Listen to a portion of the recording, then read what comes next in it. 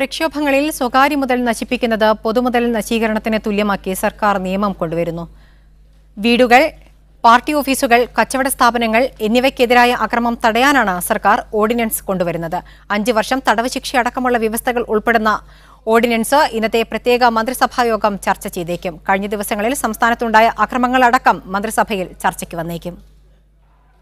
ശബരിമല കർമ്മസമിതി കഴിഞ്ഞ ദിവസം നടത്തിയ ഹർത്താലിൽ വീടുകൾ, പാർട്ടി ഓഫീസുകൾ, കച്ചവട സ്ഥാപനങ്ങൾ എന്നിവയ്ക്കെതിരെ വ്യാപകമായ അക്രമമാണ് നടന്നത്. ഈ സാഹചര്യത്തിലാണ് പുതിയ ഓർഡിനൻസ് ഇറക്കുന്ന കാര്യം സർക്കാർ പരിഗണിക്കുന്നത്. സ്വകാര്യ മുതൽ നശിപ്പിക്കുന്നത് പൊതുമുതൽ നശിപ്പിക്കുന്നതിന് തുല്യമാക്കി കർശന നടപടിക്കുള്ള ഓർഡിനൻസ് ഇറക്കാനാണ് സർക്കാർ നീക്കം. കേന്ദ്ര നിയമമായ പൊതുമുതൽ നശീകരണ നിരോധന നിയമത്തിന്റെ അതേ മാതൃകയിലാണ് സംസ്ഥാന സർക്കാർ നിയമം കൊണ്ടുവരാൻ ആലോചിക്കുന്നത്. പാർട്ടി ഓഫീസുകൾക്കും വ്യാപാര സ്ഥാപനങ്ങൾക്കും നേരെ ഉണ്ടായ അക്രമങ്ങൾ പൊതുമുതൽ നശീകരണമായി കണക്കാക്കുന്ന തരത്തിലാണ് നിയമനിർമ്മാണം.